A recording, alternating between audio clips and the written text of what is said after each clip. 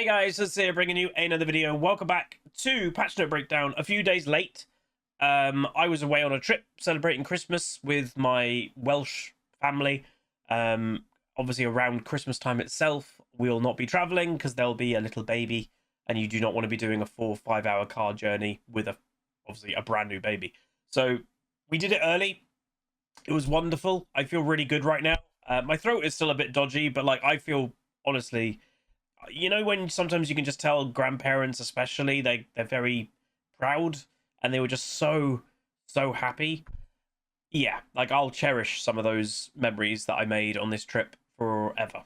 But I'm back, so we are going to record Patch Note. Yes, we are a couple days late, and we also try to record this video. You can see down there Twitch chat is like, wait a minute, that's the wrong one. Yeah, apparently on EU West in the client we do not have the up-to-date Patch Note in client, which is a bit weird. But we found it, so it's patch 25.22. The reason why I'm still going to record it is because I obviously am going to go play solo queue now, and I want to see what the game changes have been, because it might impact the matches. And if I'm going to look through it myself, I may as well record it, is my thought, and then I may as well upload it, because some of you probably haven't done your homework, and you probably haven't watched it either, or read them. So, I'm not expecting something major, to be honest. Oh, they've changed how they... Wait, what the heck? They've changed how they do this. They've put everything together. So nerfs are the champions and the other stuff, and buffs are also champions and the other stuff. So we got nerfs to Action LeBlanc Talon with Phase Rush and Biscuit Delivery. We got adjustments to Skarner and Volibear. We got buffs to Aurelion Soul, Blitzcrank, Yone, Cashback, Guardian, Hailer Blades, Legend, Bloodline. So that's obviously the rune. Movement Speed Shard, Nimbus Cloak, Tenacity Shard, and Triple Tonic. And then we've got new stuff. We got the Viktor as being updated. It's from my memory. This is the skin that you get for free if you had a certain like mastery level of Viktor before a certain date. That was quite a while ago, so you can't do it now. And it's basically a skin that looks more like old Viktor, because Viktor mains, yeah, his gameplay didn't change massively. If anything, it just got better. But his model changed a lot, and a lot of Viktor mains did not like it at all. So this skin will be the default skin that I imagine a lot of Viktor mains will be using with its release, which by the time this video comes out, it'll be available.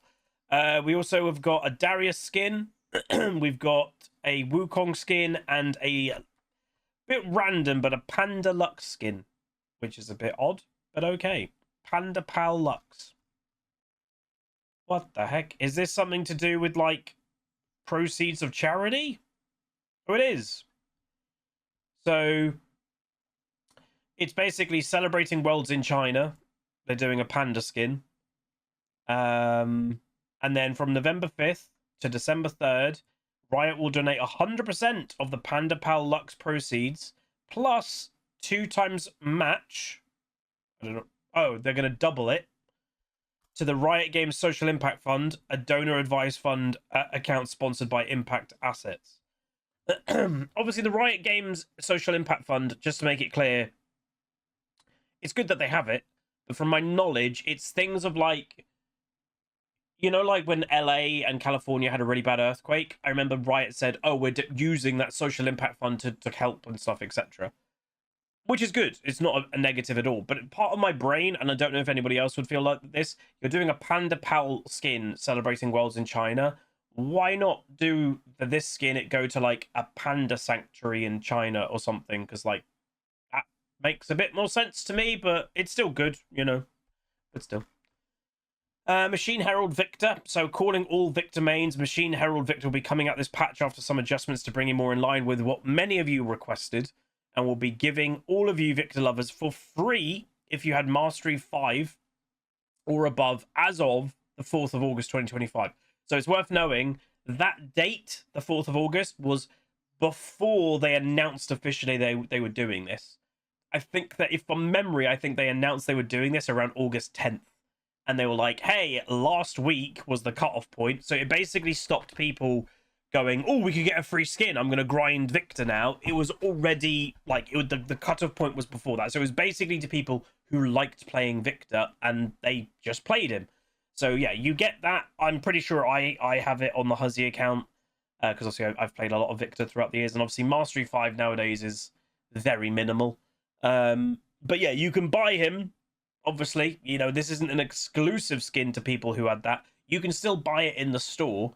It's just being given to those who played Viktor in the past for free. So I think that's pretty cool. To be honest, it will probably be the skin that I use if I jump on Viktor every now and then as well, to be honest.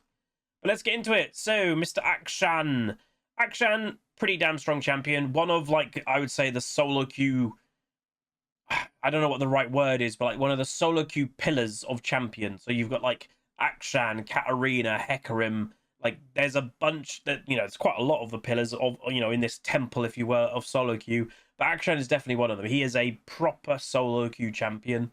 Hides in stealth, can revive teammates, like has a bit of a, you could say a little bit of a scumbag teammate, a play style.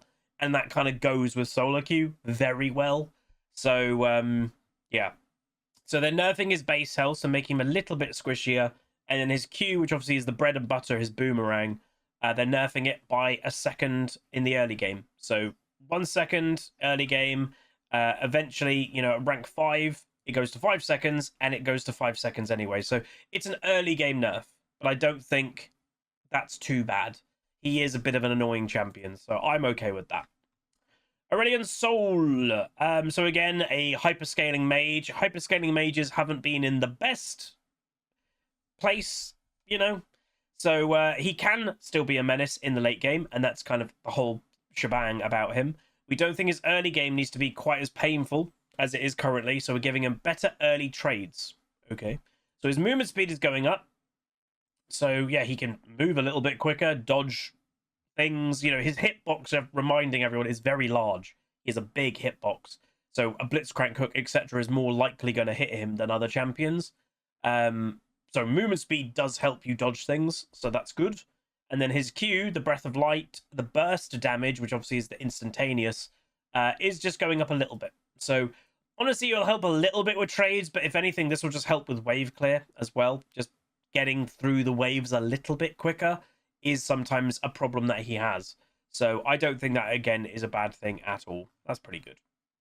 Blitzcrank. So Blitzcrank has been underperforming.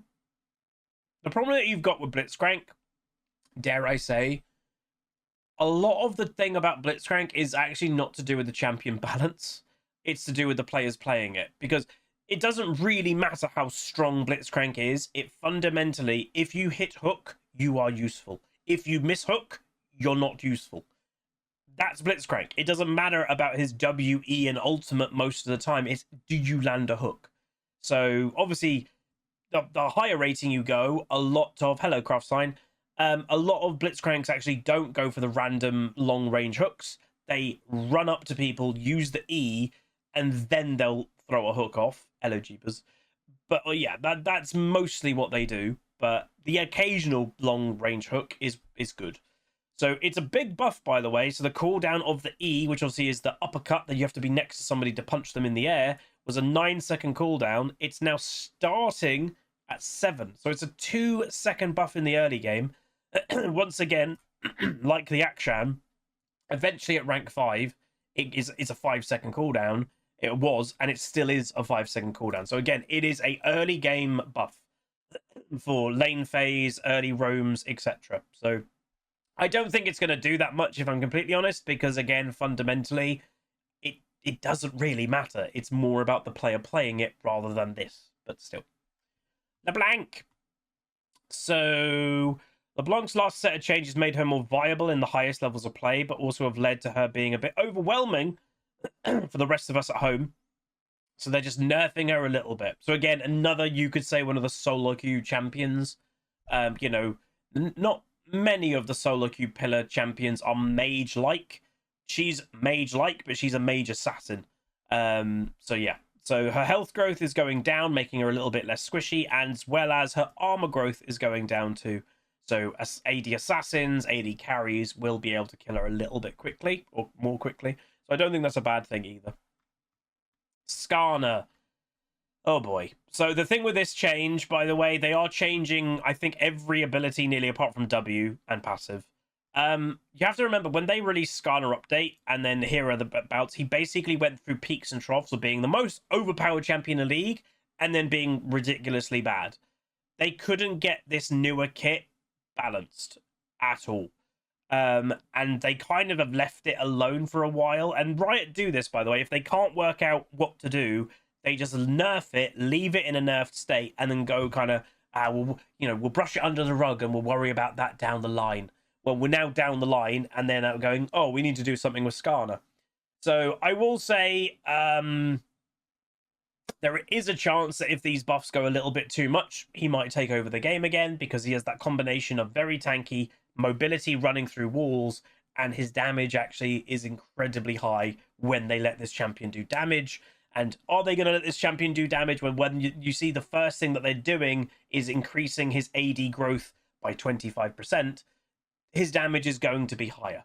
So we'll see how this goes. So they're just basically saying AD Juggernaut items, Sterix Gauge, is what they're thinking maybe people could build on him now, which is all about damage. So again, damage ratio on the Q for bonus AD.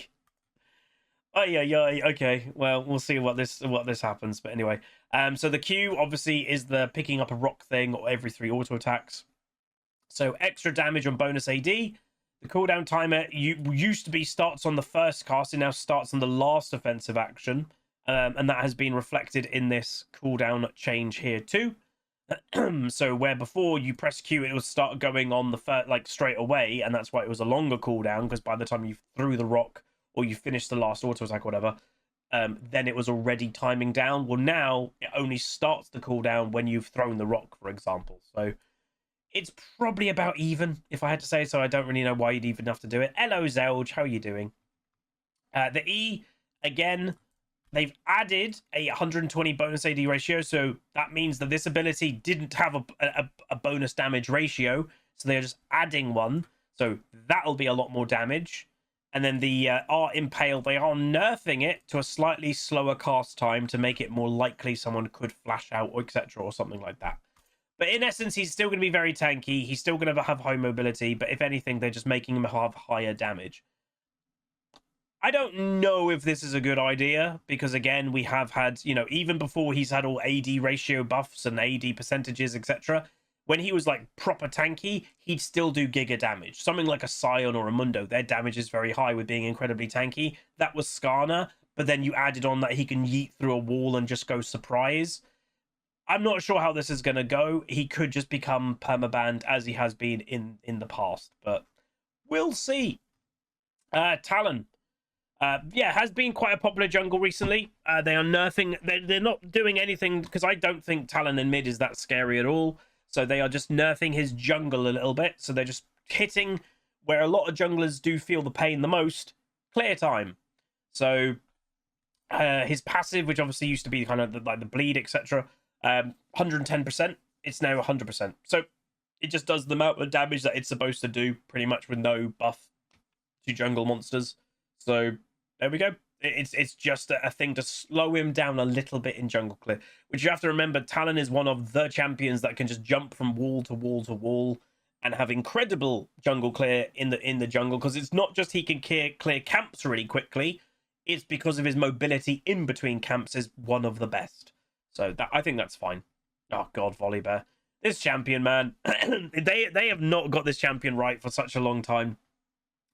So as the dust settles from Volibear's recent changes, his AD and AP builds are much closer in power, and we believe jungle Volibear to be appropriately strong. That said, top lane Volibear is currently quite weak. Not sure I'd agree to that, but okay. To help him out, well, the reason why I say I'm not sure I'd agree to that, are you seeing a lot of top lane Volibear? No. I personally think people have just got a bit bored with it. The exact same thing happened to Ornn probably about a year and a half ago. Ornn was really strong, and then he just was stopped played. Like, literally, people just stopped playing him, even though he was still strong. People get a bit bored. Like, Volibear has been in the limelight for a year, at least at this point. People get a bit bored. So I think it would be more that, but okay. But yeah, they're delivering some changes that are intended to keep jungle Volibear at the same power, but substantially buff up top lane. Oh, God. So, base armor's going up. Base attack damage is going up, so they're both very good. The Q, which is obviously the charge and him running at people, is minimum movement speed is actually going down slightly early, but then we're actually going down in general, and the maximum. So yeah, they're actually nerfing the Q movement speed, if anything, which obviously does impact both jungle and top, because jungle ganks you'll run in with a Q, and top lane trading you'll be opening with an EQ. And then the damage cap against non-monsters was 650. Oh, okay. Oh, is that new? Have they added a 70%? No, that's. I swear that E's always had an AP ratio. But, yeah. So this is per rank, by the way. So I can't really tell what this is. So I swear it's always had an AP ratio. But it must be some buff of sort for top lane of building an early AP build, obviously. But I'm not. It's not very clear why, because 650, where it goes to 650. Yeah, I guess it just does. It does less damage to monsters in the early game. So again, that does impact jungle a bit, but fair enough. I'm not a massive fan of seeing Volibears, because again, he's just been around for so long, but fair enough. Yone. We buffed Yone last patch, but due to his tendency to build Doran's shield and second wind, he didn't end up as powerful as we would like. Why do we want Yone powerful? I don't know. But since we are happy with the results of reducing his sustain in the last patch, we're re-adding more early game agency through the ability to hit back to his... Again, he's not an early game champion, though. Why? So his Q, the bread and butter of this champion, the 3 stabby with the whirlwind thing, base damage is going up 5 damage per rank. So it's nothing major, but again, he's not an early game champion. So why do they feel the need to give early game things to not early game champs? It's beyond me. But there we go. Runes. Biscuit delivery. Ooh. So this is another stab at sustain. I think Riot is trying to hit a big, there's been too much free sustain in the game, and I would agree to that. So it used to do 20 health healing plus 2% maximum health. It's now 20 still, 1.5. So yeah, less healing from a biscuit. I'm okay with this. I'm completely okay with that. But there we go. Cashback. So again, cashback it's not really used that much, but it might be used more now. So for those that are like, what the hell's cashback? So cashback has been in the game for quite a while now. So when you purchase a full item, etc., you actually get some cash back, is the idea. So it doesn't give you absolute combat strength, it doesn't give you health regen, it doesn't give you any like cooldown reduction. It just gives you gold back when you buy items. So the idea is you can actually get to items quicker and snowball more with items. So if you're a very item reliant champion, which there are quite a lot in League of Legends, this might be worth it, especially that it's going from 6% cashback to 8%. That might be better for a lot of, especially I would say if you're a lethality based champion, a lot of lethality based assassins are item reliant and they want to get those cheap lethality items as quick as possible. This could be a solid thing to go to just get as many items in quick succession, Talon, Rengar, stuff like that. So we might see that as an option. Guardian. The shield to Guardian is going up with an increased AP ratio. Not bad.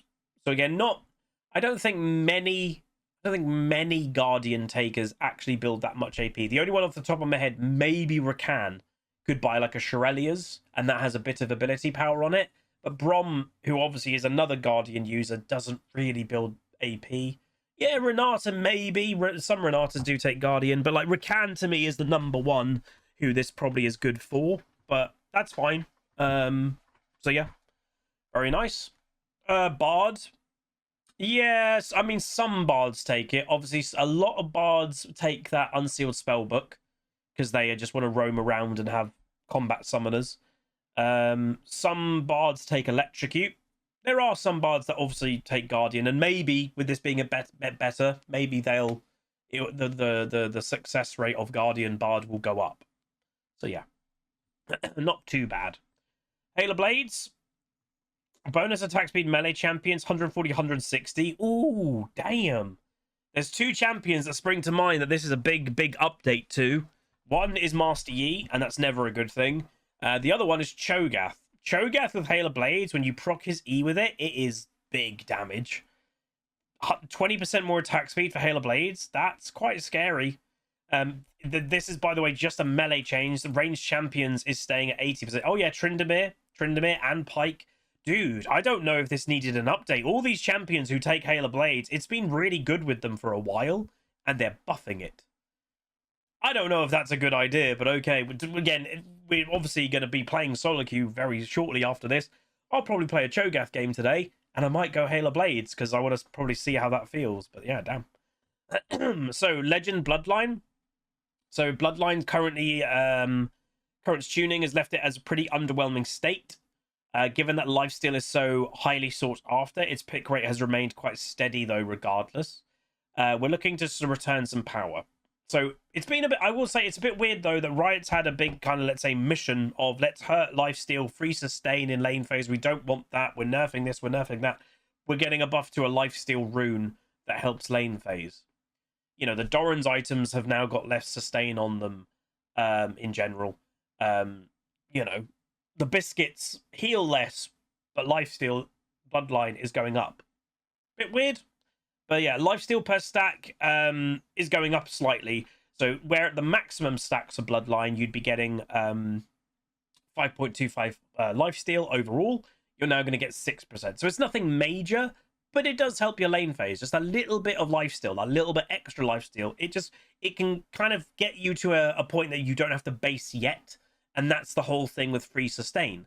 The free sustain made people stay in lane phase when normally they used to get punished and, oh, you had a really bad trade. Well, you have to go back now. The amount of free sustain that was in the game is, oh, I'll just chill here for like 30 seconds, get a biscuit pop, you know, attack my minions under tower lifesteal. I can stay here forever. That's what Riot was trying to get rid of. So I do find it a bit weird that they're buffing a lifesteal thing when they've tried to get rid of that kind of a free sustain in lane phase, but yeah. And what Wayfinder just said is true. Lifesteal, you do actively have to fight to make it worth it. Obviously, it does still work on minions, but like the free sustain of, let's say, a biscuit, well, you're just getting regen just for free. So it is a little bit different, but still. All right, so movement speed shard. So again, the shards, remember, of when you're doing a room page, there's those 3 in the bottom right. There's those things that you can pick, like health per level, flat health, movement speed, etc.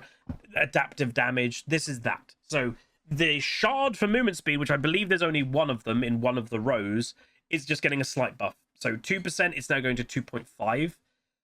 Not many champions are going to take this. Some, though, will. Hecarim should probably take this because he's a big, you know, movement speed guy. Maybe even Rammus. But someone out there will be doing the math proper. You know, you have to remember, people out there do and break down all the math in the game. Will the extra 0.5% ratio, like if right now, let's say Hecarim takes the adaptive damage, and if I think that's 9, is it adaptive damage? Is the 9 adaptive damage better than the extra movement speed mathematically, or is the extra movement speed better than the adaptive damage? Like, there will be an actual mathematical answer to this. So, yeah. We'll see what the actual answer is, I guess. Nimbus Cloak. Again, movement speed centric is getting buffed. Ooh. But again, you have to remember, so phase rush as well. Okay, slow resistance is going down. This is all movement stuff based. So buff to movement speed, buff to movement speed. Technically a buff to movement speed because you're not getting slowed as much, so you'll be moving better. Maybe Riot wants the game to be quite movement centric moving forward. But the thing is, like, oh, that's quite scary if you gave Hecarim a movement speed shard, Nimbus Cloak, and phase rush. Some Hecarims I have seen take phase rush, but it is a higher risk playstyle because it is quite a squishy playstyle. So if it goes well, it can go really well. If it goes bad, you're going to be useless. So it is a high risk, high reward kind of thing. Because, like, you know, if you go Conqueror and stuff, like, you're a bit more just beefy. If you go phase rush on Hecarim, you can just get one shot. So the bonus movement speed, 1% buff at rank 1, which I don't know when.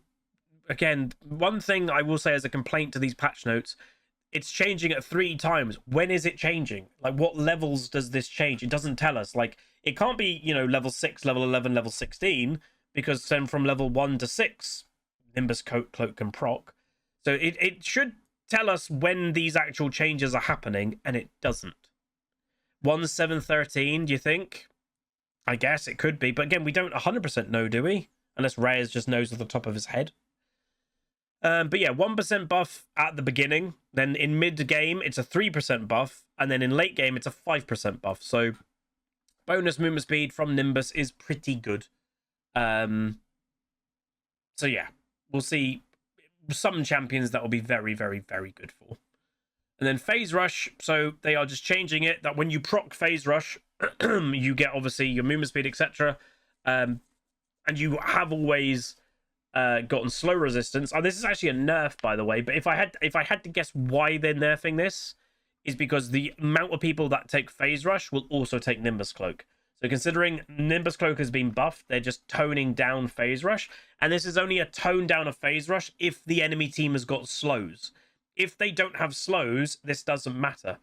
It's just a straight buff. So yeah, when you had Phase Rush procced, it was a 75% slow resistance. It's now a 50% slow resistance. So it still is good.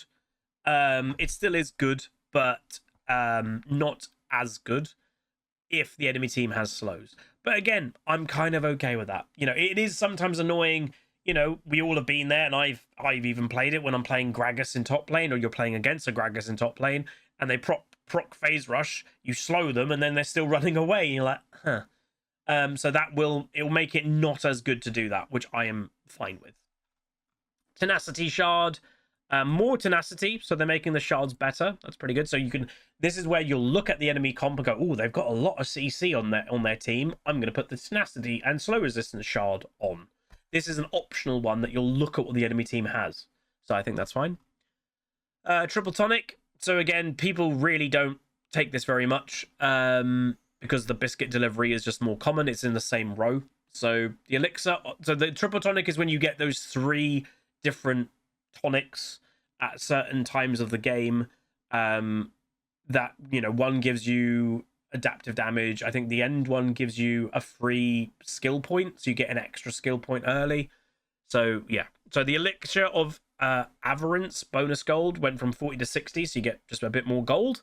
And the adaptive force one, you get 10 more adaptive force, which usually, by the way, the elixir of adaptive force is usually timed in the game of like an objective coming up, like, oh, the scuttle crab is spawning.